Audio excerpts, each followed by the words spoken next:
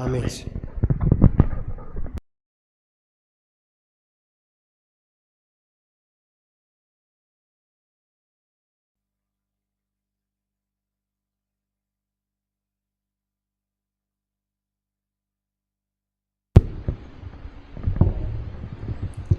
Buen día, hermanos. Feliz sábado para todos. Es una alegría, un privilegio poder estar en la casa de Dios un sábado de mañana. Sean todos bienvenidos. También bienvenidos a los hermanos y hermanas que se conectan a través de internet, en directo por allí, por ahora, al canal de YouTube. Le damos gracias por su compañía. Sabemos que muchos de nuestros hermanos que se conectan desde otras provincias, desde otros lugares, no tienen la posibilidad de estar en la iglesia un sábado de mañana por motivo de su enfermedad, por motivo de su edad avanzada. Y le damos gracias a Dios porque tenemos este privilegio de poder llegar hasta ellos, hasta sus hogares, transmitiendo el mensaje de la palabra de Dios un sábado. Sé que muchos de estos hermanos anhelaban estar en la casa de Dios como lo hacían desde hace mucho tiempo atrás, y al no poder hacerlo, no poder ir, agradecen al cielo porque el mensaje llega hasta su casa. Y le damos gracias a Dios porque esta oportunidad que tenemos de transmitir el mensaje de la palabra de Dios. Yo quiero compartir esta mañana un estudio bíblico que a mí me parece que no da para un culto tan pequeño, tan breve como tenemos un sábado a la mañana, pero por ahí amerita mucho estudio, ¿no? Y mucha discusión también. Y he titulado el mensaje de esta mañana, no siempre pongo título a los sermones, pero lo he titulado ¿Dónde estás, Elías? ¿Recuerdan ustedes la pregunta que le hace Dios a Elías cuando él huye, cuando a Jezabel le da un decreto de muerte y Elías huye por su vida? Huye, tiene miedo. Y entonces el mensaje que tuvo Dios en ese momento para él fue esa pregunta: ¿dónde estás, Elías? Y esa es la pregunta que tiene el título de este sermón, de este mensaje. El libro de Malaquías, capítulo 3, pero el libro de Malaquías es el último libro del Antiguo Testamento. Allí se cierra el Antiguo Testamento. Malaquías, la profecía de Malaquías está escrita por lo menos 400 años antes de Cristo. ¿Está bien? 400 años antes de Cristo, Malaquías escribe su libro y Dios se llama silencio. Dios se llama silencio. ¿Estamos de acuerdo? ¿Sí? 400 años antes de Cristo. Hay un silencio hasta que comienza el Nuevo Testamento. Se comienza a escribir el Nuevo Testamento. ¿Sí? Malaquías capítulo 3, vamos a leer versículo 1 en adelante y vamos a ir estudiando un poco las profecías de Malaquías. ¿Sí? Dice capítulo 3, versículo 1 de Malaquías: he aquí yo envío mi mensajero, el cual preparará el camino delante de mí, dice el Señor. Dios envía su mensajero, preparará el camino delante de mí, dice el Señor. Y vendrá súbitamente a su templo el Señor, a quien vosotros buscáis, y el ángel del pacto, dice, a quien deseáis vosotros. He aquí viene, dice Jehová de los ejércitos. Acá tenemos una profecía que dice que vendría un mensajero de parte del Señor. Prepararía su camino hasta que venga el ángel del pacto a su templo. ¿Estamos de acuerdo? Y el contexto, si ustedes lo ven al capítulo 3, en el versículo 5, dice: y vendré a vosotros por juicio. O sea que el contexto de la venida del mensajero del Señor es porque el Señor va a venir en su juicio. Ya vendrá a juzgar. Y antes de que venga el Señor ya con el juicio, tiene que enviar un mensajero. Tiene que enviar un mensajero, ¿sí? Tiene que enviar un mensajero. En Malaquías capítulo 4, otra vez se repite la profecía de este mensajero. Leamos así, capítulo 4, versículo 1 hasta el 6. Capítulo 4, versículo 1 hasta el 6. Como son muchos los textos que por ahí vamos a leer esta mañana, algunos los vamos a pasar por alto. Pero yo les pido a los que tienen un lápiz, una virome, ¿está bien?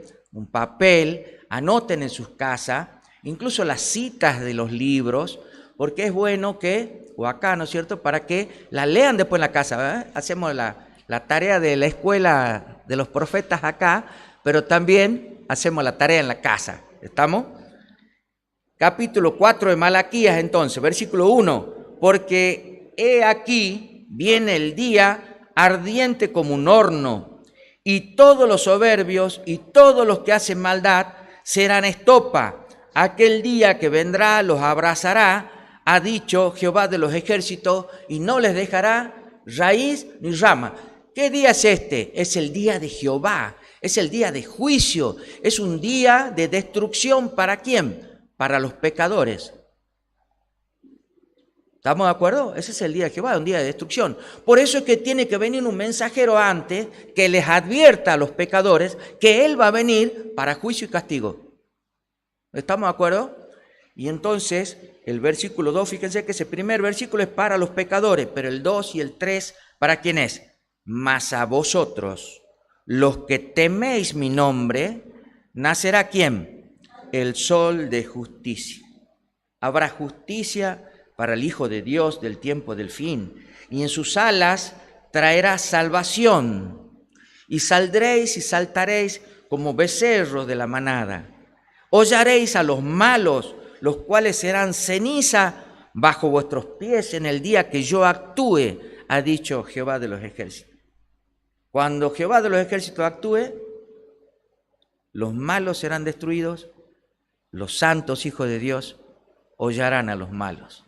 Serán ceniza bajo sus pies, dice en estos versículos. Y el versículo 4 llama la atención al pueblo hacia qué cosa. ¿Qué dice el versículo 4? ¿Acordaos de quién? Acuérdense de la ley de quién? De Moisés. ¿Cuál ley? ¿Las tablas de piedra solamente? Lean lo que dice, al cual le encargué en Horeb ordenanzas y leyes para todo Israel. No es solo las tablas de piedra, no solo las tablas de piedra, también hay otras leyes y ordenanzas que el pueblo de Dios, que anunciaba Malaquías, debía recordar, acordarse, ¿sí? Traer a la memoria. Y el versículo 5 viene ahora y pone nombre y apellido de quién habría de venir.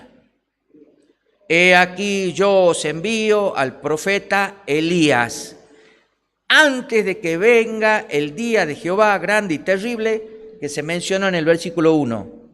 Antes de que venga ese día, vendrá Elías. Por eso la pregunta es, ¿dónde estás, Elías?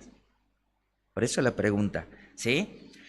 ¿Cuál sería su misión? El versículo 6, hará volver el corazón de los padres hacia los hijos y el corazón de los hijos hacia los padres, no sea que yo venga y hiera la tierra con maldición.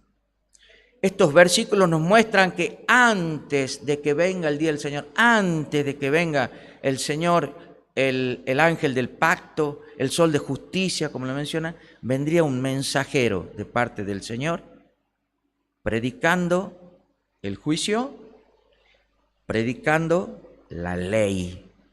¿Estamos de acuerdo? ¿Se entiende lo que estoy diciendo? Bien, entonces, si analizamos un poquito, el nombre de Elías significa Jehová es Dios, Jehová es mi Dios, ¿sí?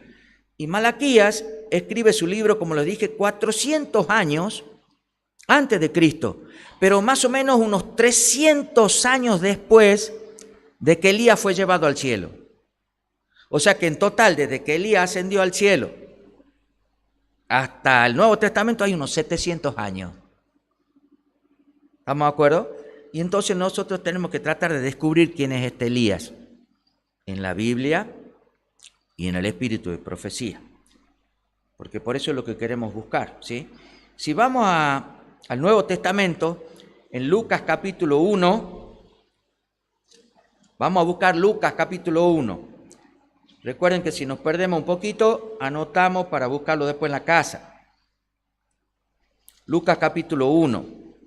Vamos a leer medio rápido también estos versículos. El contexto habla del nacimiento de Juan, no del apóstol Juan, de Juan el Bautista. ¿Estamos? Allí dice en el versículo 5 que en los días del rey Herodes había una pareja, Zacarías y Elizabeth. ¿Está bien? Zacarías era un sacerdote del Dios Altísimo. ¿Está bien? Sacerdote de Israel. Y su esposa se llamaba Elizabeth. ¿Está bien? ¿Cómo eran ellos según el versículo 6? Justos delante de Dios. ¿Y cómo andaban? Irreprensibles en cuanto a los mandamientos y ordenanzas del Señor. Casi como Pablo, ¿no? Irreprensible. Entregados plenamente al Señor. Pero tenían un problema, no tenían hijos. Y como no tenían hijos, después lo vamos a ver un poquito más adelante, ellos oraban al Señor por ese hijo. ¿Está bien? Oraban al Señor por ese hijo. De pronto, sirviendo Zacarías en el templo, se le aparece un ángel allí. Dice el versículo 11, ¿sí? Se le apareció un ángel allí. Y Zacarías lo primero que hace es tenerle temor, le tiene miedo, ¿sí? Y el ángel le dice en el versículo 13, Zacarías, no temas, ¿sí? San Lucas capítulo 1, versículo 13. No temas, porque tu oración ha sido oída. Y tu mujer Elizabeth te dará a luz un hijo y llamará su nombre Juan. ¿Estamos de acuerdo? Llamará su nombre Juan. Y dice, y tendrás gozo y alegría, muchos se regocijarán en su nacimiento. Versículo 15, porque será grande delante de Dios. No beberá vino ni sidre, será lleno del Espíritu Santo aún desde el vientre de su madre. Y hará, dice el versículo 16 y 17, que muchos de los hijos de Israel se conviertan al Señor Dios de ellos, e irá delante de él con el espíritu y poder de Elías, para hacer volver los corazones de los padres a los hijos y de los rebeldes a la prudencia de los justos, para preparar al Señor un pueblo bien dispuesto. ¿Qué dice el ángel acá? Tu hijo, Zacarías, el hijo que vas a tener con Elizabeth, Juan se va a llamar, y él es el que vendrá con el espíritu y poder de Elías para guiar al pueblo al arrepentimiento, para guiarlo al pueblo. ¿Entienden lo que estamos diciendo? Esto lo dice el ángel, ¿está bien? Como Zacarías un poco duda, el siguiente versículo, el 18, dice, ¿cómo se va a hacer esto si yo ya soy viejito y mi mujer también? Ya hemos visto cosas como esta en la Escritura, ¿está bien? Ya somos de edad avanzada. Ya hay una esterilidad natural ya a una cierta edad.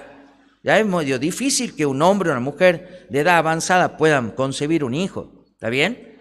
Y entonces el ángel en el versículo 19 se identifica delante de Zacarías y le dice, yo soy Gabriel, que estoy delante de Dios y he sido enviado a ti para hablarte y darte estas buenas noticias. El mensajero del Señor que vino a Zacarías para decirle, tu hijo va a ser el profeta que andará delante del Señor, había salido de la presencia misma de Dios. Y se lo dijo a Zacarías. Y porque Zacarías no creyó, le dijo, te vas a quedar mudo hasta que se cumplan estas palabras. Y Zacarías no volvió a hablar más. Se quedó mudo, todo el mundo no sabía qué pasaba, seguramente se fue a casa y tomó una tablita, ya vamos a ver, escribiendo ahí, y le dijo a su mujer qué es lo que había pasado. El ángel me dijo que iba a nacer un hijo que tenemos que llamarlo Juan. La mujer se habrá sorprendido. Pero poco tiempo después, Elizabeth concibe y después nace Juan. Y cuando nace Juan, después del versículo 57, capítulo 1 de Lucas, versículo 57, nace Juan y todo el mundo, como suele pasar en los nacimientos de un niño en la familia, sobre todo de un niño que era tan esperado, de un primogénito, ¿no? Todo el mundo lo quiere tener, lo quiere alzar, quiere hasta ponerle nombre, ponerle tal nombre, ponerle, ¿sí o no? ¿Sí? Pasa, ¿no? Bueno, así también pasaba así. Y entonces dijeron que se llame Zacarías, como su padre. ¿Está bien? Y su madre dijo, no, se va a llamar Juan. ¿Y por qué se va a llamar Juan? Si no hay ningún Juan en tu familia. Conocemos el contexto, ¿verdad? Y entonces, vamos, le preguntemos a Zacarías, porque él no puede hablar, pero escribe en las tablitas. ¿Está bien? Y Zacarías viene y escribe en la tablita, dice el versículo 63, su nombre es Juan. Y cuando escribe su nombre Juan, él está diciendo, yo ahora creo lo que me dijo Gabriel. Yo creo lo que me dijo Gabriel. Y en el instante volvió a hablar.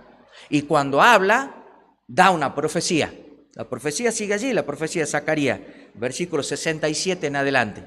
Pero leamos el 76. Miren lo que dice Zacarías acerca del niño. Y tú, niño, profeta del Altísimo serás llamado. Profeta delante del Señor. Irás delante de la presencia del Señor para preparar sus caminos. Ahí está el cumplimiento de Malaquías capítulo 3, versículo 1. Irás delante del Señor. Ahí está Juan el Bautista yendo delante del Señor. ¿Estamos de acuerdo? ¿Sí? Y dice que para que des conocimiento de salvación a su pueblo, para perdón de sus pecados. Miren todo lo que profetiza su padre, ¿no? Y entonces dice el versículo 79, para dar luz a los que habitan en tinieblas y en sombra de muerte. Habitan en tinieblas y sombra de muerte, para encaminar nuestros pies por caminos de paz. ¿Sí? Y el niño dice que crecía, ¿sí? Y se fortalecía en el espíritu. ¿Y dónde fue a vivir? Al desierto, en un lugar desierto, hasta el día de que se tuvo que manifestar a Israel, ¿sí? Entonces dice que la profecía estaba anunciando a Juan.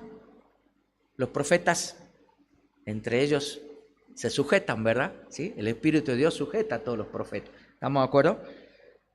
Este Juan tenía una característica de vida humilde. No bebía vino, no bebía sidra. Su dieta era, otros textos ya vamos a ver, langosta, miel silvestre, puramente vegetal, dice la hermana Juárez. Su ropa era sencilla. ¿Qué característica? Diferente al contexto en que vivían los fariseos, todo con ropa toda suntuosa, bien pulcra, ¿está bien? ¿Cómo se lo miraría, no? A este Juan, ¿sí? El contexto, digamos, social, a lo mejor lo repudiaría por el tipo de vestimenta sencilla que él usaba, que era una vestimenta de pelo de camello. En el comentario bíblico adventista, en el tomo 4, en la página 1206, hay una cita del Espíritu de Profecía que dice, así como Juan el Bautista al preparar un pueblo para el primer advenimiento de Cristo, llamó su atención a los 10 mandamientos, así debemos dar el mensaje nítidamente. ¿Cuál es el mensaje? Temed a Dios y dadle gloria, porque la hora de su juicio ha llegado. Así que el pueblo del último tiempo es el Elías profético que anuncia que la hora del juicio ha venido y hay que temer a Dios y darle gloria. ¿Estamos de acuerdo? ¿Se entiende? Ahora, nosotros debemos esforzarnos para preparar el camino para el segundo advenimiento, dice la hermana Juárez, con el mismo fervor que caracterizó a Elías el profeta y también a Juan el Bautista. Lo dice la sierva de Dios. Es una cita tomada del comentario bíblico adventista. También está en Maranata, en la lectura, digamos, devocional del libro Maranata del 14 de enero. Ya vamos a leer más, ¿sí? Y ahora, ¿cómo se glorifica a Dios? ¿Cómo le podemos dar gloria nosotros a Dios? 1 Corintios capítulo 6, versículo 20. 1 Corintios capítulo 6, versículo 20. ¿Cómo glorificamos a Dios? Por favor, si alguien tiene, lo quiere leer.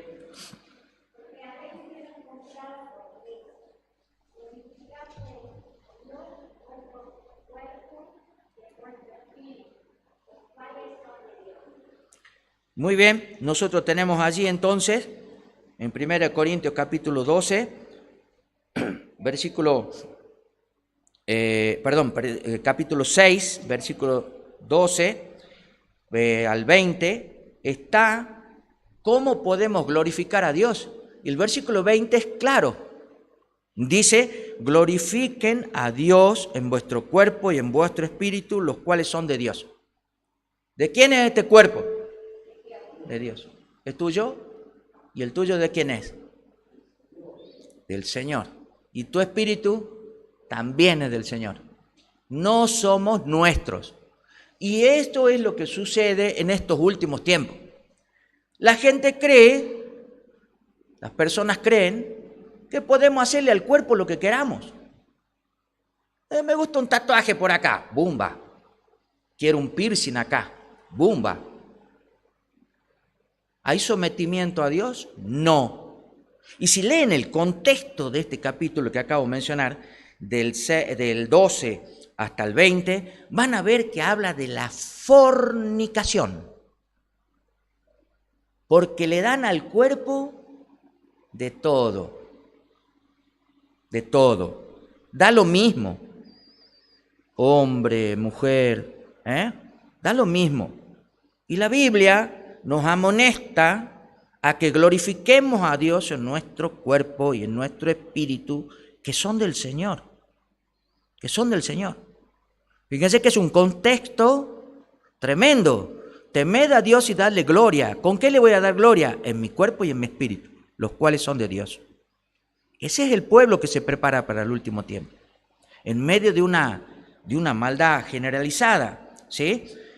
La cita sigue diciendo, en Testimonios para la Iglesia, tomo 3, dice, la temperancia en todas las cosas debe relacionarse con el mensaje para apartar al pueblo de Dios de su idolatría. Puede haber idolatría cuando yo a mi cuerpo le hago lo que quiero, si olvidándome del Señor y pienso que es mi cuerpo, sí la hay. Por eso el mundo dice, mi cuerpo es mío. Y no, querido amigo del mundo que estás escuchando, tu cuerpo es del Señor. ¿Creás en el Señor o no creás? Porque escrito está. Porque escrito está. Tu cuerpo y tu espíritu son del Señor. Y dice la hermana Juárez que nosotros debemos apartarnos de la idolatría. Dice, debemos usar la temperancia, ¿sí? Para apartarnos de la idolatría, de la glotonería. ¿Qué es la glotonería? Y comamos de todo y bebamos también si podemos. Y de su extravagancia en la vestimenta y en otras cosas. ¿Cómo me voy a vestir? Todo lo que puedo, adorno por acá, por acá, por acá. No hay sencillez en el vestir. Hay extravagancia en el vestir. ¿Está bien? Y debemos presentar a la gente todo esto. Y dice la hermana Juay que tiene que haber un pueblo que contraste, ¿sí? Que sea diferente en el comer, en la alimentación, en los cuidados que le dan al cuerpo, en esto, en lo otro, que contraste con los hábitos extravagantes y destructores de la salud de aquellos que viven en esta era degenerada, usa ella la palabra. ¿Estamos de acuerdo? Acuérdense del contexto de 1 Corintios, una era de fornicación. ¿Está bien? Dándole al cuerpo todo lo que yo quiero. Y lo escuchan en las canciones, y lo escuchan en muchas cosas que nos bombardean todo el tiempo, ¿sí? Dice Testimonios para la Iglesia, tomo 3, página 72.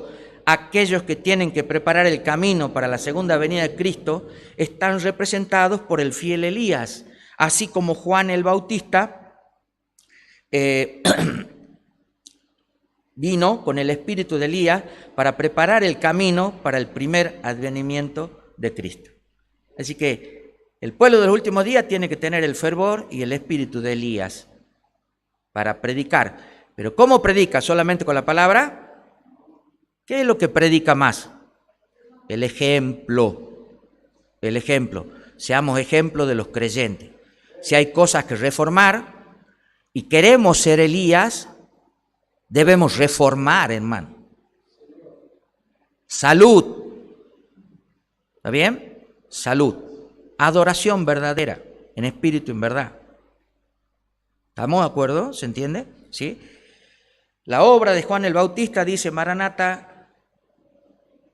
En el libro de Maranata, el Señor viene en el día 14 de enero, todas estas citas están allí, dice la obra de Juan el Bautista, y de aquellos que los últimos días saldrán con el espíritu y el poder de Elías para despertar a la gente de su apatía, en muchos sentidos es la misma.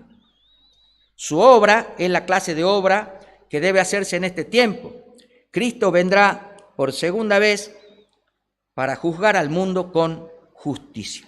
Así que las características de Elías, las características de Juan el Bautista, se deben reproducir en la iglesia remanente, en la iglesia del tiempo del fin, en la iglesia que vive los días finales, debe aparecer estas características. Pero si yo vivo complaciendo el apetito, si vivo complaciendo el apetito, comiendo o bebiendo cosas que no son buenas para mi ser, para mi cuerpo, no le doy gloria a Dios y vivo enfermo. Vivo enfermo. Por eso la reforma pro salud va unida al mensaje del tercer ángel. Y eso lo dice la hermana White y estamos comprobándolo. ¿Sí? Acuérdense que cuando nosotros empezamos a leer este sermón, este mensaje, habíamos leído Malaquías capítulo 3, versículo 1, donde decía que el camino del Señor iba a ser preparado por este siervo, por Elías, ¿sí? Y si leemos y comparamos ese texto con Isaías capítulo 40, versículo 3, ahora aparecen algunas citas que ya teníamos en mente y que están en el resto de la Escritura, en el Evangelio. Isaías capítulo 40, versículo 3. Por favor, ¿quién lo quiere leer?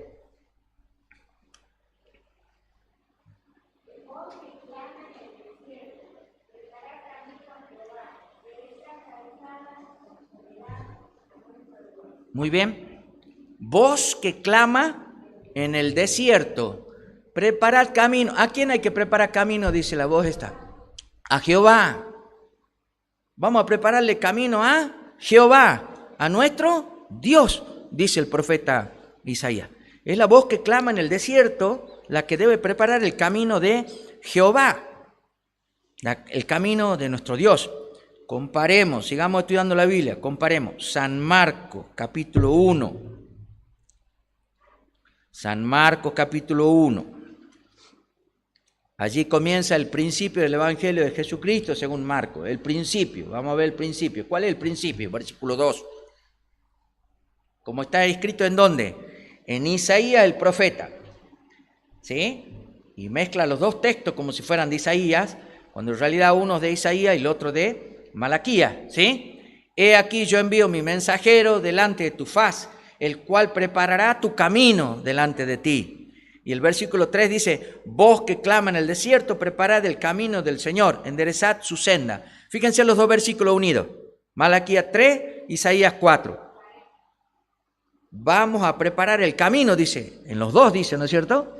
Ahora, en uno dice, voz que clama en el desierto, ¿está bien? Y en la otra dice, mi mensajero. Por lo tanto, ¿qué hace el mensajero? Preparar el camino del Señor. ¿Quién es el mensajero? La voz que clama en el desierto. ¿Estamos de acuerdo? Y el versículo 4, pum, ahí nomás dice, Juan bautizaba en el desierto, predicaba el arrepentimiento. ¿Se dan cuenta ustedes quién era la voz que clamaba en el desierto? ¿Sí? Ahí tenemos nosotros, comparando las escrituras, quién es la voz que clama en el desierto. ¿Y quién vendría con el espíritu y poder de Elías? Lo dijo el ángel, lo dijo el profeta. Pero yo le puedo preguntar a Jesús o no le puedo preguntar a Jesús quién era Elías. Vamos a preguntarle a Jesús. En Mateo capítulo 11, Juan estaba en la cárcel. Juan el Bautista estaba en la cárcel. ¿Por qué estaba en la cárcel Juan el Bautista? Porque había denunciado la fornicación del rey Herodes. Juan capítulo 11, Juan manda a preguntarle a Jesús, ¿eres tú el que habíamos esperado? Estaba desanimado Juan, ¿no? En la cárcel. No se desanima uno cuando lo meten preso, cuando lo persiguen. Sí, se desanima, ¿sí? Y fue a preguntarle a Jesús por medio de sus mensajeros. Y entonces cuando se volvieron, porque Jesús le mandó un mensaje de ánimo a Juan, mientras ellos se iban, dice el versículo 7, ¿qué salisteis a ver al desierto? ¿Una caña sacudida por el viento? ¿O qué saliste a ver? ¿A un hombre cubierto de vestiduras delicadas? No era esa la ropa de Juan. Yo les digo que los que llevan vestiduras delicadas, ¿en dónde están? En la casa de los reyes, en la casa de los que tienen mayor poder adquisitivo. ¿Qué saliste a ver? ¿A un profeta? Sí, os digo que a un profeta. Y más que un profeta.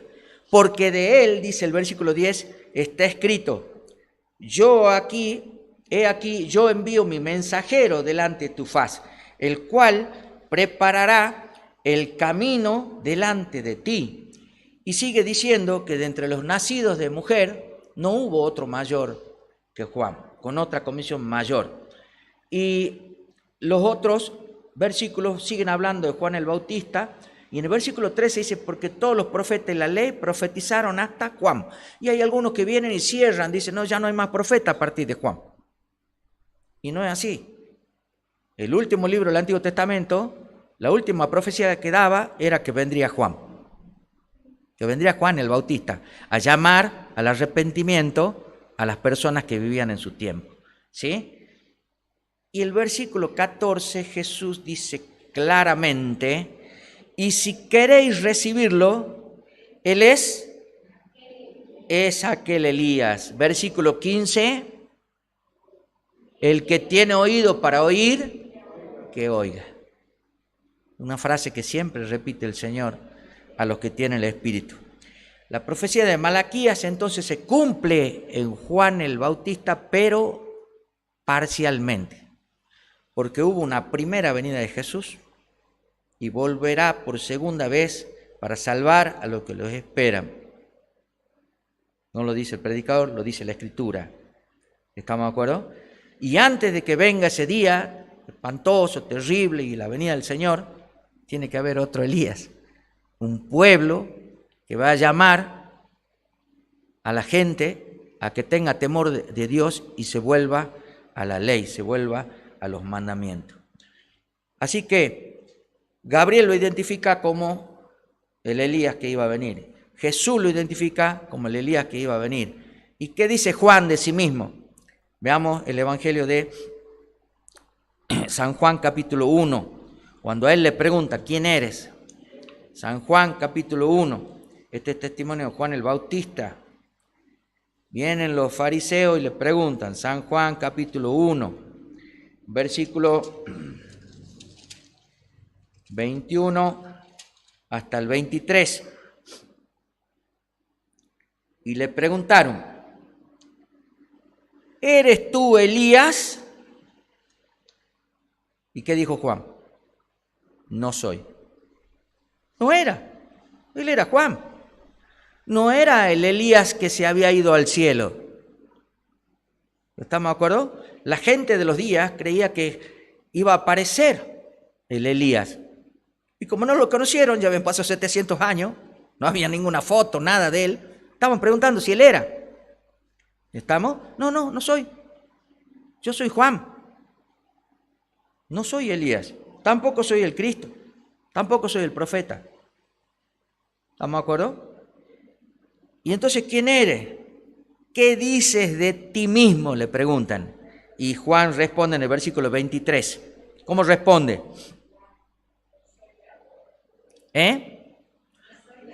Yo soy la voz que clama en el desierto. ¿Qué debía clamar esa voz? Preparad el camino a Jehová, a nuestro Dios. Y por tanto, Juan el Bautista andaba delante de Jesús preparando el camino. Por lo tanto, Jesús es Jehová. Jesús es nuestro Dios. Él mismo vino a salvar al pueblo. Él mismo, en persona. Lo dice la Escritura. Se cansa de decirlo. Hay quienes comparan mal, pero no entienden todavía estos textos. ¿Qué los confundía a los fariseos? Por eso creían que era Jesús. Porque Juan se vestía con una piel de pelo, de camello, dice, y tenía atravesado, dice Marcos capítulo 1, versículo 6, tenía atravesado un cinto de cuero. ¿Estamos de acuerdo? ¿Y quieren saber cómo se vestía Elías? Vamos a ver Segunda de Reyes capítulo 1. Este es el contexto en el cual vive Elías. ¿Está bien? Porque Elías aquí en Segunda de Reyes capítulo 1 lo reprende al rey Ocosías. Busquemos Segunda de Reyes capítulo 1. ¿Está bien?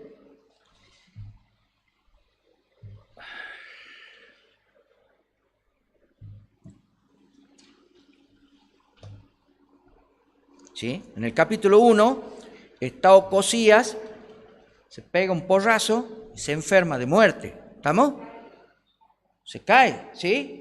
Y entonces, como estaba enfermo y estaba bien delicado, manda a consultar ¿a quién?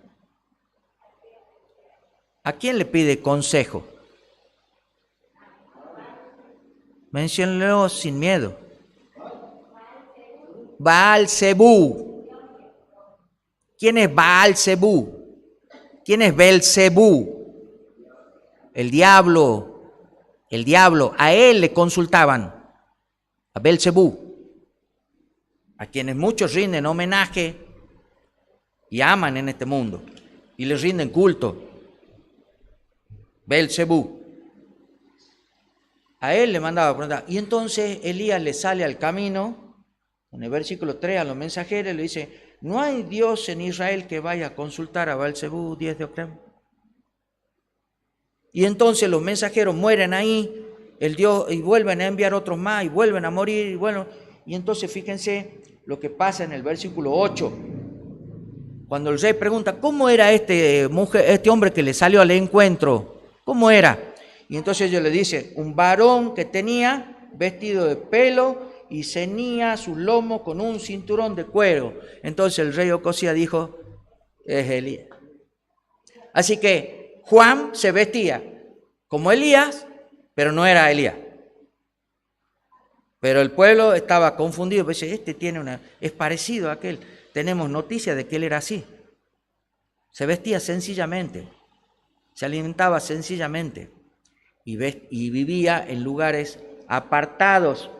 Vivía en lugares apartados de la idolatría y de la gran confusión que había en el mundo de ese tiempo.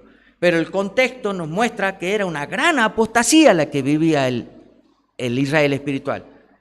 Porque los líderes de ese tiempo servían a Belzebú, a Baal. Por eso, Primera de Reyes, capítulo 17 y 18, son clave en la batalla de Elías contra los profetas de Baal y contra la reina Jezabel. ¿Estamos de acuerdo? Elías es llamado en un tiempo, en un contexto social de plena apostasía. De plena apostasía. ¿Está bien? Y ahora cuando nosotros vemos la Escritura, Jesús se refiere a Juan como el Elías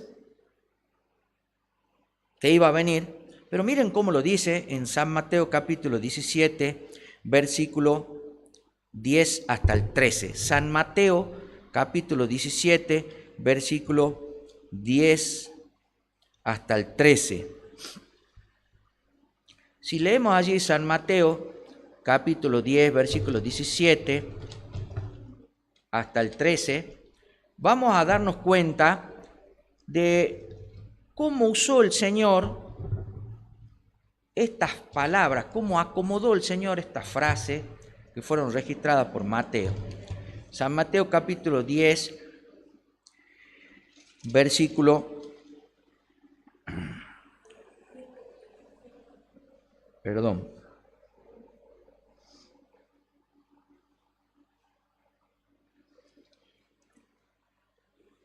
17, versículo 10, ahí está. San Mateo capítulo 17, versículo 10. ¿Lo tienen? Ahí dice, el versículo dice que los discípulos le preguntan a Jesús, ¿por qué los escribas dicen que Elías debe venir primero? Esa era la creencia general. Por eso fueron a preguntarle a Juan si él era el Elías. ¿Está bien? Estaban esperando a Elías. ¿Por qué? Porque la última profecía del Antiguo Testamento, 400 años atrás, va a venir Elías. ¿Y qué esperaba la gente? Que venga Elías. Querían saber cuál era Elías, cuál era el profeta que iba a aparecer. Y entonces cuando le dicen a Jesús, Señor, ¿y por qué dicen que debe venir Elías primero? Y Jesús responde, a la verdad, Elías viene primero. Y después dice, restaurará todas las cosas. La pregunta es, ¿eso que dijo Jesús es futuro o es presente para su día? Él está hablando y dice, Elías viene, ¿eso es futuro o presente? Futuro. Le está diciendo, Elías viene y restaurará. Está hablando en futuro. Jesús está hablando en futuro. Elías ya viene y restaurará. Pero ahora el versículo 12 dice, mas os digo que Elías ya vino y no le conocieron. Hicieron con él todo lo que quisieron. ¿Sí? Y así también el Hijo del Hombre padecerá de ellos. Y entonces, dice, los discípulos entendieron que les hablaba de Juan el Bautista. Dos cosas a tener en cuenta. Jesús dice, Elías vendrá. Y Elías ya vino en la persona de Juan. Pero el espíritu y el poder de Elías se manifestará en los últimos días. Eso está diciendo. Porque hay una segunda venida. Y tiene que haber un pueblo preparado que con poder reprenda el mal y la apostasía. ¿Está bien? Reprende el mal y la apostasía. Juan no era el profeta Elías que fue llevado al cielo, sino el Elías profético que debía preparar el camino del Señor. ¿Sí? Debía preparar el camino. Cuando fue llamado Elías, era un tiempo, como decía recién, de completa apostasía. ¿Está bien? Totalmente en apostasía. ¿Sí? Totalmente apartado de la ley. ¿Sí? Son los días de Acab, rey de Israel, y Jezabel, su mujer. ¿Sí? Ambos eran servidores de Baal, servidores de los Baales. ¿Sí? Ya lo vamos a leer en 1 Reyes 17 y 18. ¿Sí? El capítulo 16 nos habla un poquito de cómo era Acab. ¿Y qué contexto creen ustedes que va a vivir el pueblo del tiempo del fin? ¿Qué contexto? Primera de Timoteo, capítulo 4, versículo 1. Por favor, ¿quién lo quiere leer?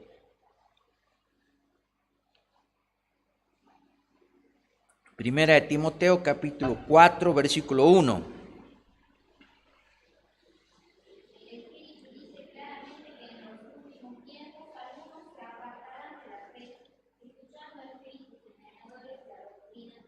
Muy bien, esa versión dice, se apartarán. ¿Cómo dicen las otras versiones? Apostatarán de la fe. Apostatarán. ¿Qué tiempo será ese futuro? De apostasía. Se van a apartar de la fe. Van a escuchar espíritus engañadores. ¿Cuál será el fin? Engañar. ¿Y por qué lo harán? El otro versículo empieza diciendo, por la hipocresía. ¿Estamos de acuerdo? Por hipocresía se va a engañar a la gente y vamos a trabajar con la gente, con las personas, ¿sí? Algunos apostatarán de la fe. También habrá apostasía. Segunda de Tesalonicenses, capítulo 2, versículo 1 al 3. Capítulo 2, versículo 1 al 3. Vienen a Pablo y le preguntan acerca de la segunda venida de Jesús. ¿Está bien?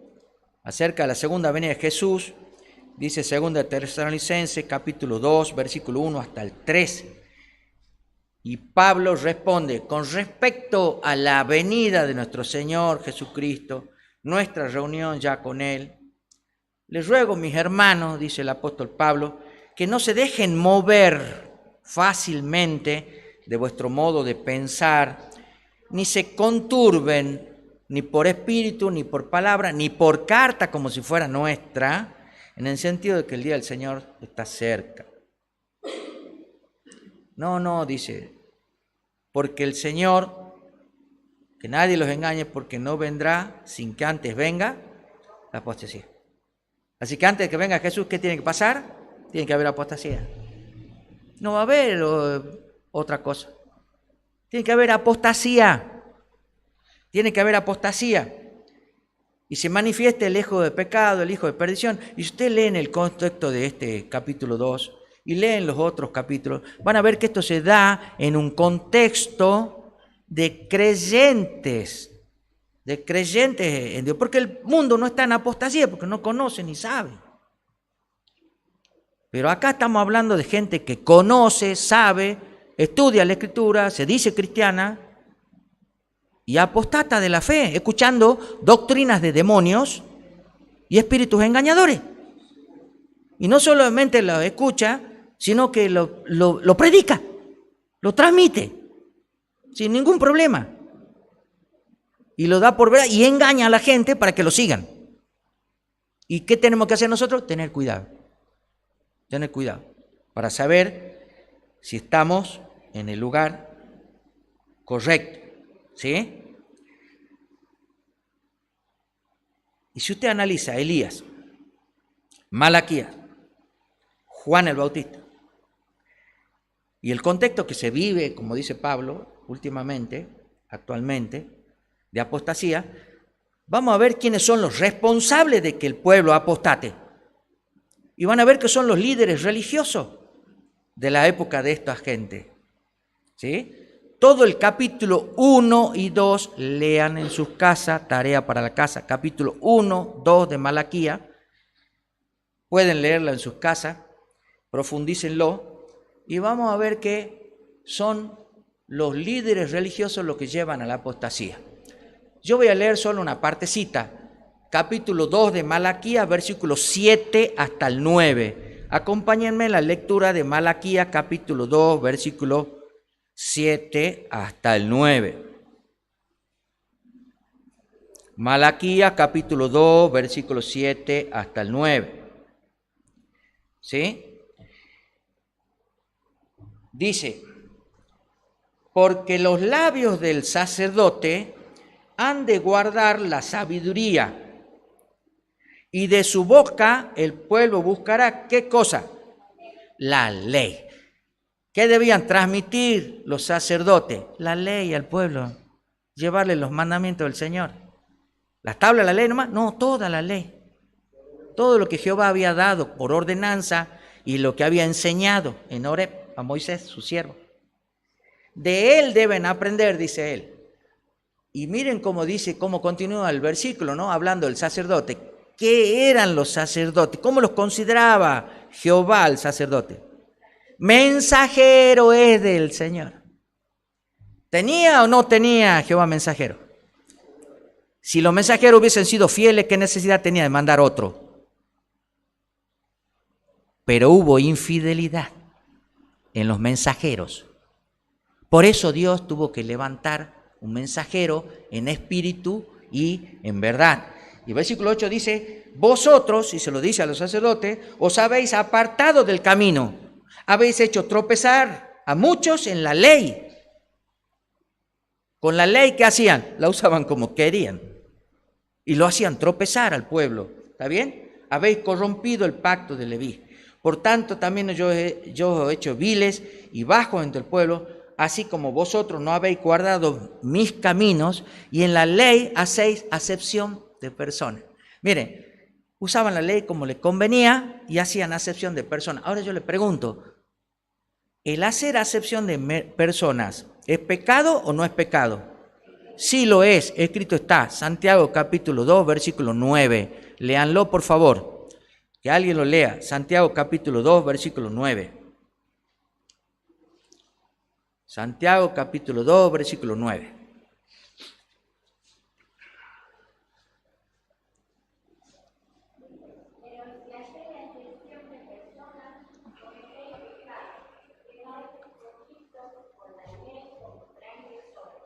Muy bien, la ley decía, no hagáis acepción de personas. ¿Cuál de los mandamientos es? ¿Qué número es? ¿El 10, el 11, el 20, el 3? ¿Cuál es? No está escrito en las tablas de la ley, pero está escrito en los mandamientos del Señor. Y está escrito en toda la Biblia no hacer excepción de personas. ¿Pero qué hacían estos sacerdotes? Acepción de personas. Y eran pecadores porque transgredían la ley. Porque la transgresión de la ley es pecado. Escrito está. ¿Estamos de acuerdo? No son palabras de un hombre que predica. Está escrito. Está escrito. Y así como eso, como dijo Jesús, ya lo vamos a ver, la ley se puede transgredir de muchas maneras. Haciendo como yo pienso, haciendo como yo creo, haciendo como yo opino y dejando de lado el escrito está. Hay un capítulo tremendo, y voy a pedirles que lo lean en sus casas, es el capítulo 37 del conflicto de los siglos. Anoten bien, capítulo 37 del conflicto de los siglos. Tremendo es el capítulo. Pero también está el libro que se llama Conflicto Inminente, también lo pueden leer. Ese capítulo 37 se llama Conflicto Inminente. Pero también pueden leer en su casa, léanlo bien y lean el contexto, estudienlo bien. Primera de Corintios capítulo 14, versículos 26 hasta el 40. Ahí lo pueden leer. Yo voy a leer solamente una parte de El conflicto de los siglos, capítulo 37. Al rechazar la verdad, los hombres rechazan al autor de ella. Al pisotear la ley de Dios, la ley, no estamos hablando solo de las tablas, sino de la ley, se niega la autoridad del legislador, porque él ha dado mandamientos, ordenanzas. ¿Estamos de acuerdo? Él es el legislador, no ha dado solo los 10 mandamientos, ha dado otras leyes que están ahí escritas. ¿Está bien? Y dice que al pisotearla se niega la autoridad de Dios. Escrito está por la hermana Huay. Y ahora miren cómo dice ella. Es tan fácil hacer un ídolo de las falsas doctrinas y teorías como tallar un ídolo de madera o de piedra. Agarro una filosofía, agarro un pensamiento del mundo, un sentir del mundo, una idea, y ¡pum!, la meto como ídolo de piedra o de madera, y ya lo estoy adorando. ¿Y los mandamientos de Dios? De lado. Lo escrito está de lado. Muchos han entronizado un ídolo filosófico en lugar de Jehová. Mientras que al Dios viviente, dice, al Dios que está revelado en la Escritura, al Dios que está revelado en la creación, solamente un minúsculo grupo lo adora verdaderamente en espíritu y en verdad. ¿Y por qué? Porque rechazan el escrito está. Y cuando hay un rechazo de lo que está escrito, no puede haber verdadera adoración. No puede haber verdadera adoración. Porque antes que pase una jota o una tilde de la ley, va a pasar el mundo. Va a pasar el mundo. Palabra de Jesús. Dice la hermana Huay, bien clarito, aunque en forma diferente, la idolatría existe en el mundo cristiano de hoy, ciertamente como existió entre el antiguo Israel en tiempos de Elías. Hay una forma idolátrica de adorar a ídolos actualmente como lo fue en los días de Elías. Y habla ella, el Dios de muchos así llamados sabios o filósofos, poetas, políticos, periodistas, el Dios de los círculos selectos y a la moda, y de muchos colegios y universidades y hasta muchos centros de teología, no es mucho mejor que Baal, el dios sol de los fenicios. ¿A quién compara la hermana Juan? Al dios Baal con los ídolos filosóficos, con los ídolos de la filosofía, con los ídolos de la sabiduría de los sabios, de los teólogos, de los que están en erudición bíblica, podemos decir así, y que ningunean al pobre que estudia la Biblia con amor, con cariño. No son mucho mejor, dice, esos ídolos que aquel. Y acuérdense del pecado de Saúl, ¿sí? ¿Cómo le dijo el Señor a Saúl? En primera de Samuel capítulo 15, versículo 23. Primera de Samuel capítulo 15, versículo 23. Porque como pecado de adivinación es la rebelión. Y como ídolos e idolatría, la obstinación. Así que también nos hacemos ídolos cuando somos soberbios y somos altaneros y creemos que tenemos todo en nuestra parte porque tenemos un título colgado en la casa que dice terminó el curso de tal cosa. Llámese teología o cualquier otro. Cuidado con eso, hermano. Cuidado con eso, porque Dios reprende a los que hacen ídolos obstinadamente y así enseñan. Porque los líderes religiosos son los que pueden llevar a la apostasía al pueblo. No son otros, ¿eh? No es el hermanito que está allá sentado al fondo, que apenas sabe leer o escribir. Son los que tienen grande erudición. ¿Estamos? Muchos siguen, dice la hermana Juay, el ejemplo de soberbia y obstinación de Saúl y así resisten al Espíritu de Dios. Jesucristo mismo los llamó, ¿cómo los llamó Jesús a los fariseos y a la gente de su tiempo? ¿Cómo?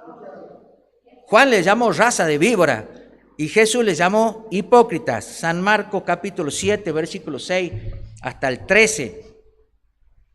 Leamos San Marcos capítulo 7, versículo 6 hasta el 13 y analicemos el contexto del porqué de la hipocresía. San Marcos capítulo 7, versículo 6 hasta el 13. Analizamos el contexto de la hipocresía que vivía Juan el Bautista, que vivía Jesús, y analicemos el contexto que vivía al final, ¿no? Hipócritas, bien profetizó, y Marcos 7:6, de vosotros Isaías, como está escrito, este pueblo de labios me honra, mas su corazón está lejos de mí. ¿Y cuáles son las enseñanzas? ¿Sí? Sus enseñanzas son de doctrinas que son mandamientos de hombre. ¿Puede haber doctrinas que no estén en la palabra de Dios? Sí. ¿Y las pueden enseñar como si fueran doctrinas? Sí. ¿Y por qué? Y porque yo tengo el título. Porque yo soy el que he estudiado en la universidad para recibirme de teólogo o para recibirme de erudito. ¿Qué le dijo Jesús? Claramente se lo dijo. Enseñan como doctrina, mandamiento de hombre. ¿Dónde está escrito? Ah, no, pero es que hay que interpretar, porque ahora el contexto actual, este es un contexto actual de una era degenerada que necesita reprensión. Y que nosotros como hijos de Dios nos apartemos del mundo y sigamos lo que escrito está. Lo que dice Jehová. Nos guste o no nos guste. Tenemos que tener valor y fervor como Elías y como Juan. ¿Qué pasó cuando Elías salió con estas cosas? Decreto de muerte. ¿Qué pasó cuando Juan dijo todas estas cosas? A la cárcel y a la muerte. ¿Y vos qué andas teniendo miedo de quién? No podemos hablar. No ponen un bozal mediático, un bozal legal.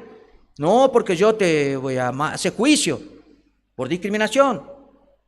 Una palabra filosófica idolátrica. Tenemos que tener realmente mucho valor para decir lo que hay que decir en el tiempo en que vivimos. ¿Está bien? Jesucristo los llamó hipócritas, porque dejando el mandamiento de Dios, se aferran a la tradición, a lo que hacemos, repetimos, invalidan el mandamiento para guardar la tradición, lo vuelvo a decir. Y en el versículo 13 dice, y hacéis muchas otras cosas semejantes. Guardar esto, hacer lo otro, pero apartados de lo que Dios dice. Juan el Bautista los llamó a un serio arrepentimiento. ¿Está bien? ¿Y cuáles fueron los resultados de la predicación de Juan? Todo el mundo salía a bautizarse. Y salían los soldados, salían las personas y decían, ¿qué hacemos? Bautícense confesando sus pecados. Arrepiéntanse, dejen de hacer esto, dejen de hacer lo otro. Y aquellos que venían a hacerse los pulcros, que se raza de víbora. ¿Quién les enseñó a huir de la ira venidera? ¿Lo estaba preparando o no al pueblo para la venida de Jesús? Sí, estaba preparando, llamándolo a la espiritualidad verdadera, a la adoración verdadera. Por eso las multitudes salían a escuchar a Cristo. ¿Estamos de acuerdo? Así que Juan fue llamado por Cristo el Elías de su tiempo, ¿sí? En un tiempo de apostasía que vivió Elías, en un tiempo de apostasía que vivió Juan, y en un tiempo de apostasía vivirá el pueblo de Dios de los últimos días. Pero tiene que tener el fervor y el espíritu de Elías para reprender el pecado, las falsas doctrinas, la falsa adoración, ¿está bien? Aunque esté disfrazada de adoración verdadera. Cuando el rey Acab, después de los 3 años de sequía, se lo encuentra a Elías, ¿qué le dice? Primera de Reyes, capítulo 18, versículos 16 al 17. Primera de Reyes, capítulo 18, versículos 16 y 17. ¿Quién lo quiere leer?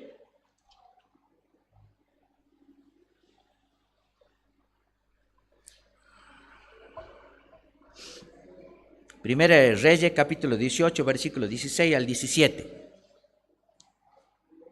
Entonces, al día, fue a encontrarse con Acab y le dio el aviso. Y Acab vino a encontrarse con Elías. Cuando Acab vio a Elías, le dijo, ¿eres tú el que turba a Israel? ¿Qué pregunta, no? Viene el rey de Israel, líder político religioso de sus días, y lo acusa al profeta Elías de ser el que perturba a Israel. ¿Eres tú? Estás perturbando a Israel con todo lo que andas diciendo, pregonando, predicando.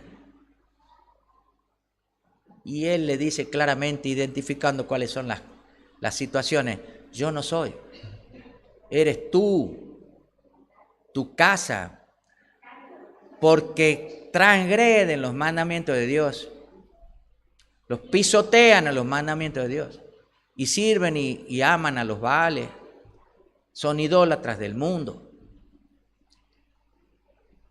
Así que Elías no era ningún disidente, tampoco Juan. Qué fácil, ¿no? La palabrita, ¿no? Disidente. Solamente porque digo escrito está, o porque creemos como iglesia que tenemos que aferrarnos al escrito está, perseguidos, calumniados, injuriados. Perseguidos, calumniados, injuriados. Realmente, triste la situación. Pero vivimos tiempos de apostasía y soportaremos hasta que Dios diga que tenemos que retirarnos. hasta que Dios diga.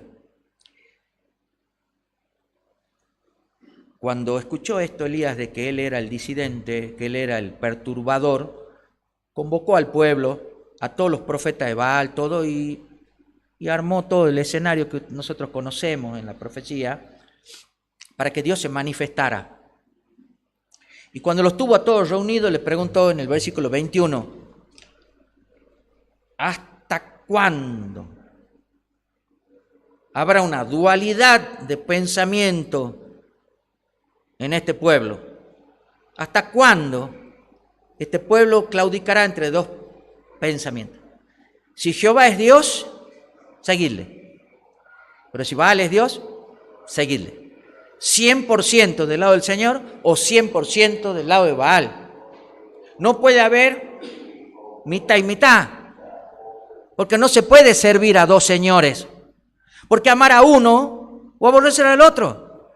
No se puede servir a Dios y a las riquezas. Palabra de Jesús, pueden buscarla en su casa.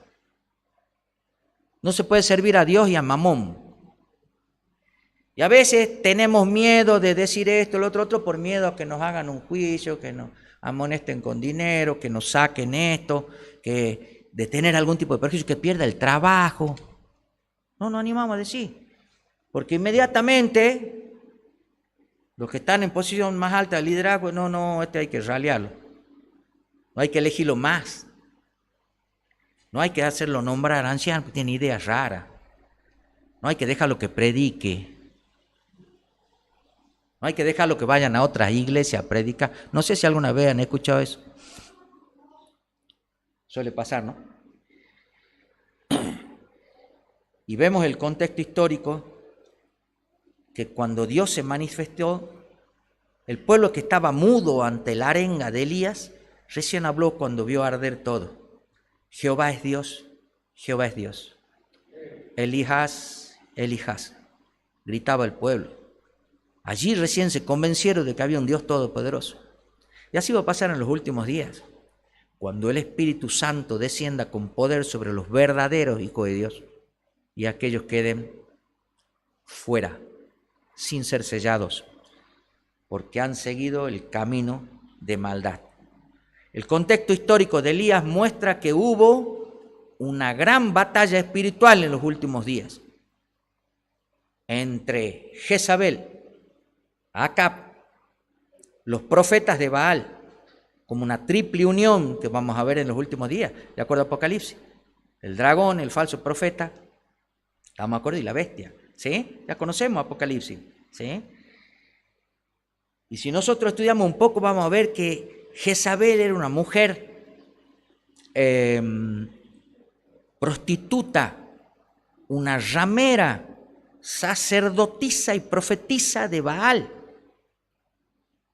Ella enseñaba, como dice Apocalipsis, a fornicar y a ir en pos de los ídolos. Y la estrategia de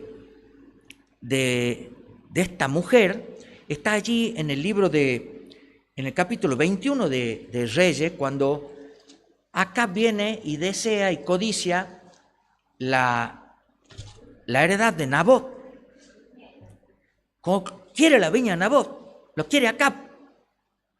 Y Acab, que era un débil, se larga a llorar porque el otro no la quiere vender ni quiere hacer negocio. Y entonces esta mujer, usando la ley, lo manda a matar. ¿Sí? Ustedes van a ver que en el versículo 8, ella escribe cartas en nombre de Acab.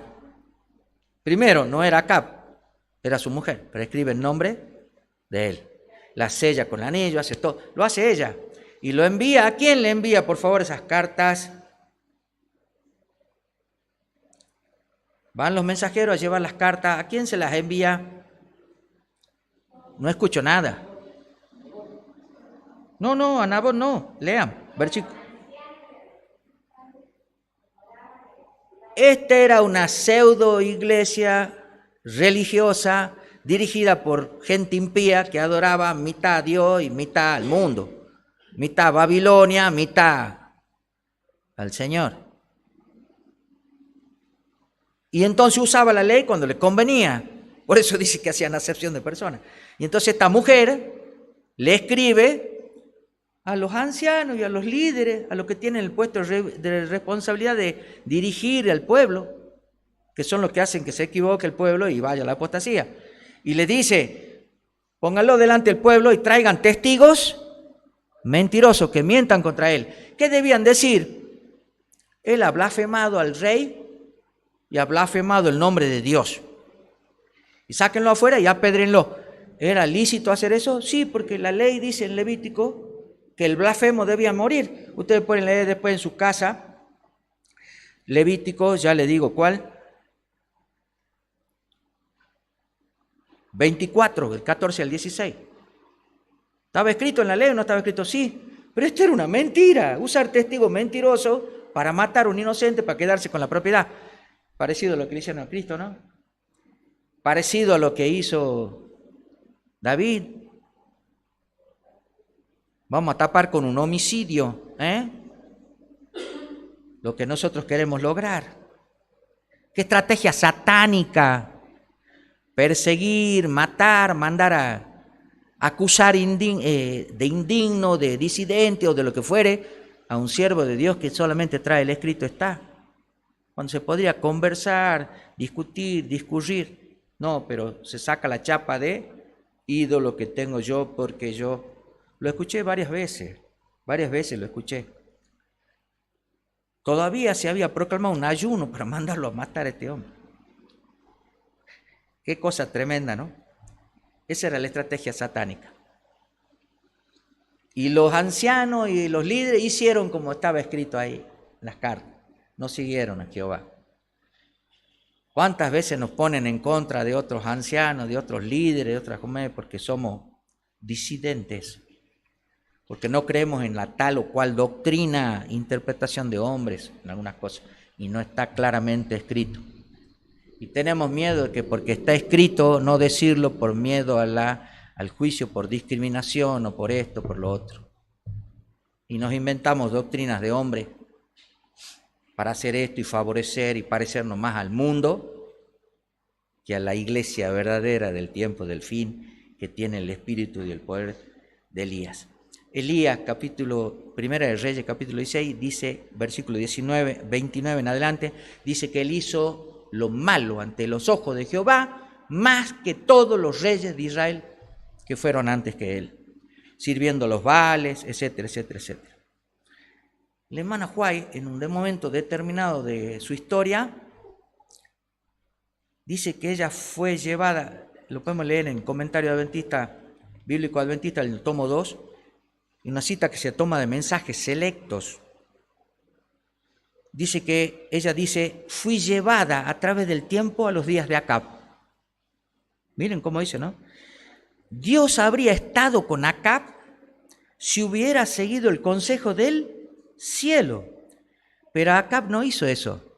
Se casó con una mujer entregada a la idolatría. Y Jezabel tenía más poder sobre el rey que Dios mismo. Ella lo llevó a la idolatría y al pueblo junto a él. Qué tremenda cita, ¿no? Pudo manejarlo como quiso a este que era el rey. Sigue diciendo la misma cita en Mensaje Selecto, la influencia de Jezabel sobre Acab fue mayor que la influencia del Espíritu de Dios. No importante cuán poderosa y convincente fuera la evidencia del cielo. Rechace el escrito está.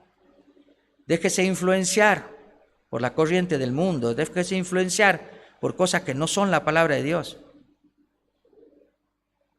Y vamos a ver cuáles son los resultados. Dice la hermana White, los que rehúsan aceptar el reproche y ser corregidos manifestarán enemistad, maldad y odio contra el instrumento que Dios ha empleado. Manifestarán ese tipo de ira satánica y lo harán en los últimos días. Dios siempre tiene, dice Review and Herald del 7 de abril de 1885, Dios siempre tiene hombres a quienes confía su mensaje. Su espíritu actúa sobre el corazón de ellos y los constriñe a hablar. Estimulados por celo santo y con el impulso divino que actúa poderosamente sobre ellos, se dedican a la realización de su deber sin calcular fríamente las consecuencias de presentar a la gente el mensaje que el Señor les ha dado. Y él y su mensaje son convertidos en objetos de crítica. Y entonces dice ella que si el rostro del ministro, de quien predica, no es como un pedernal, tiene dureza, sino tiene una fe y un valor indomables, y si su corazón nace fortalecido por medio de una constante comunión con Dios, va a comenzar a adaptar su testimonio para agradar el corazón y los oídos impíos de aquellos a quienes se dirige.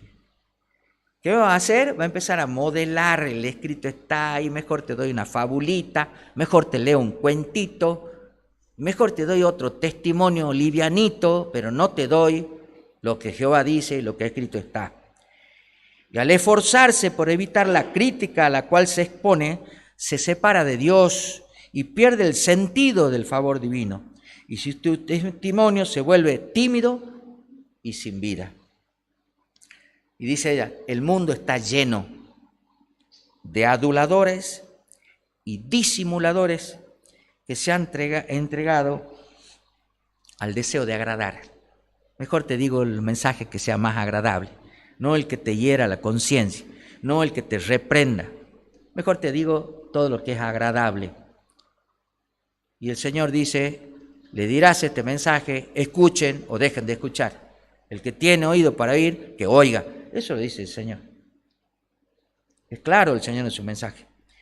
Elías los denuncia sin temor a la muerte, lo mismo que Juan.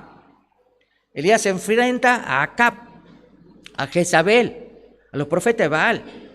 Denuncia idolatría, fornicación, hechicería.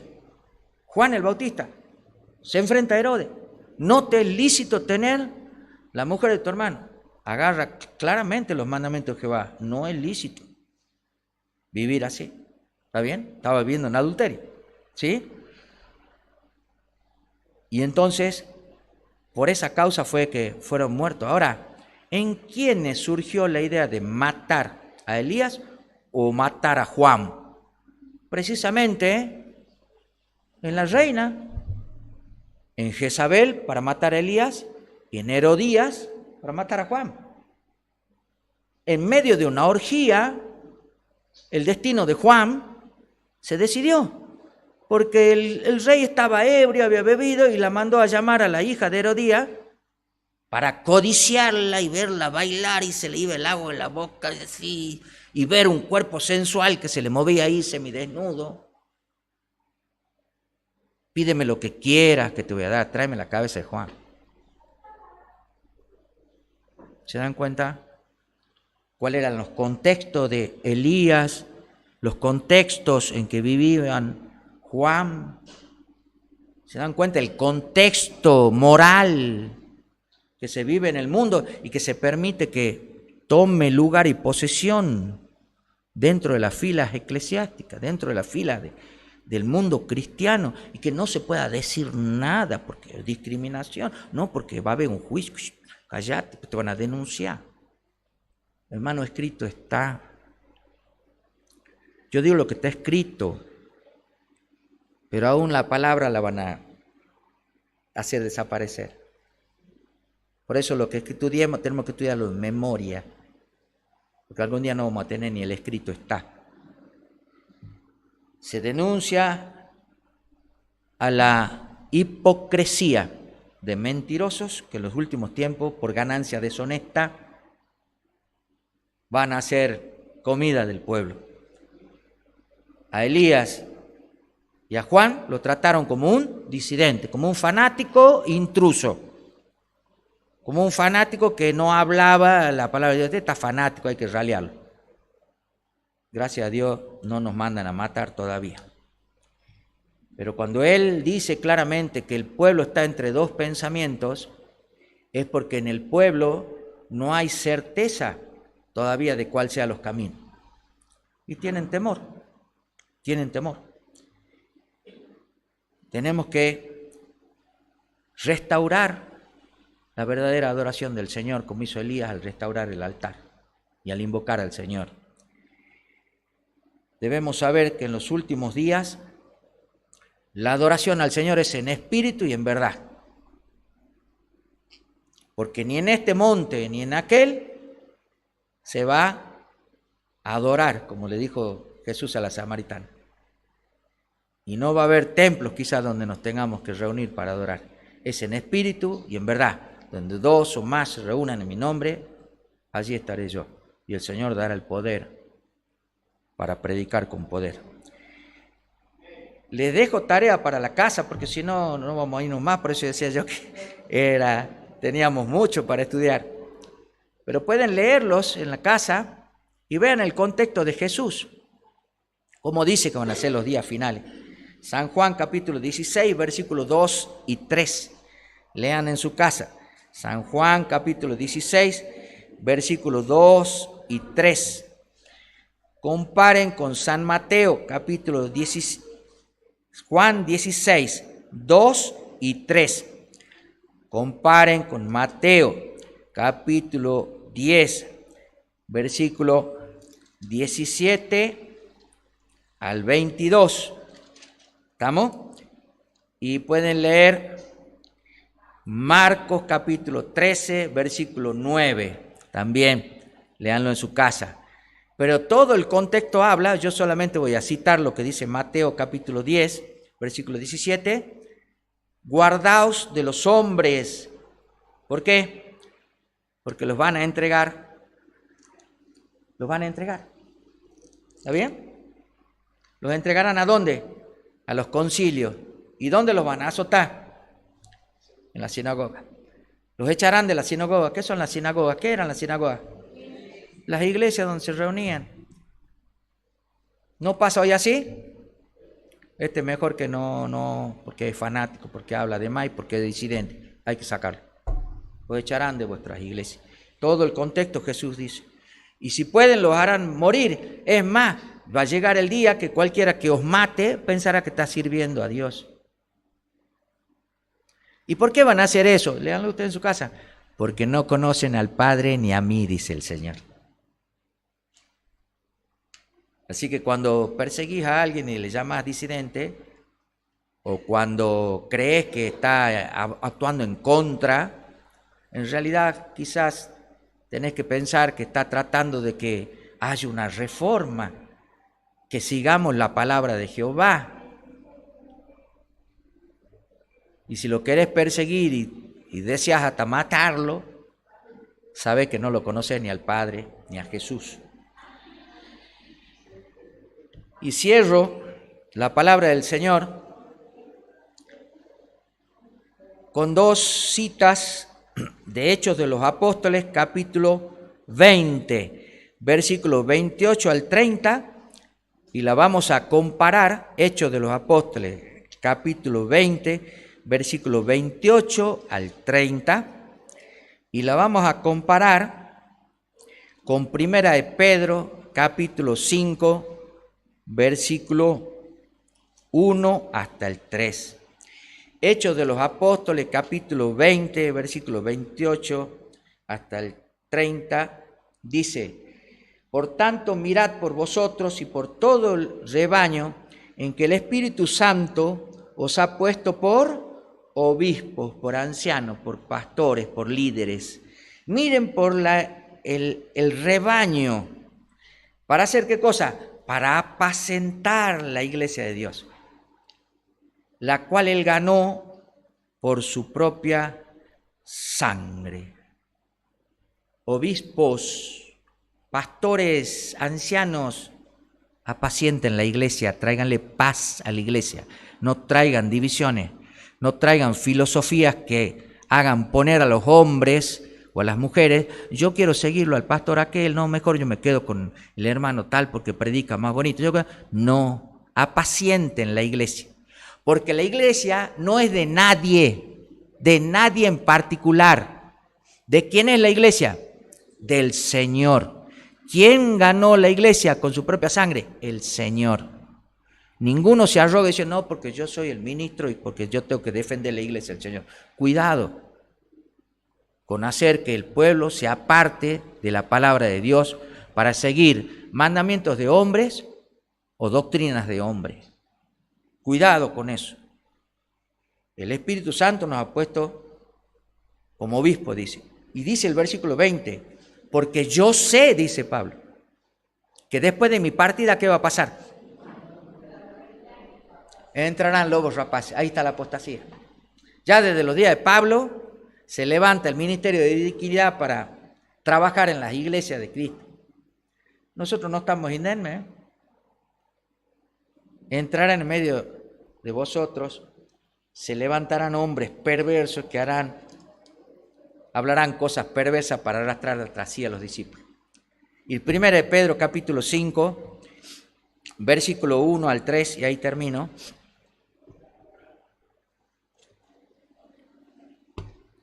Espero que hayan anotado para que sigan estudiando en la casa. 1 de Pedro capítulo 5, versículo 1 hasta el 3. Miren cómo le dice Pedro: apacentad la grey de Dios, dice el título. Les ruego a los ancianos, otra vez a los obispos, a los pastores, a los ministros, yo anciano también como ustedes, y aparte de anciano testigo de los padecimientos de Cristo, apacentad la grey de Dios. Apacentad la grey de Dios. Tráiganle paz a la iglesia. No traigan divisiones. Si fuera el ruego de Pablo hoy quizás sería así, ¿no? No le traigan divisiones.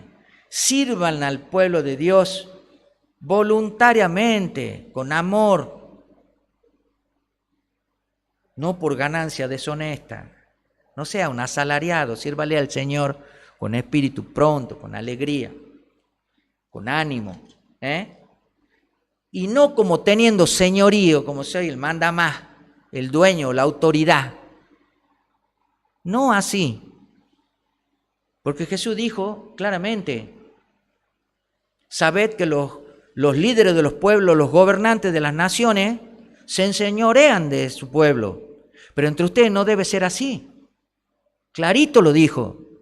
No puede haber señorío. El que quiera ser señor entre ustedes, que sea el siervo. Y mira lo que dice Pedro aquí: tengan cuidado sobre los que están ustedes, cuídenlos, porque Cristo los ganó. No hagan que se pierdan los hermanitos por causa de lo que ustedes están enseñando y predicando, que está fuera de los mandamientos de Dios. Porque cuando el hermanito ve y dice: no, mira lo que están haciendo, ¿qué agarra el hermanito? Agarra y dice: no, esta no es la iglesia de Dios, y se da vuelta y se va. Y no cree más ni en la palabra, ni en los líderes. ¿Estamos de acuerdo? Entonces, tengamos cuidado de la iglesia de Dios, no con señorío, sino siendo ejemplos de humildad, de amor, de fe, de valor en toda la grey. Que Dios los bendiga, tengan todos un feliz sábado y recuerden la pregunta y el título del mensaje de esta mañana. ¿Dónde estás, Elías? ¿Quieres ser tú Elías o prefieres dejar pasar la oportunidad? Que Dios te bendiga, feliz sábado.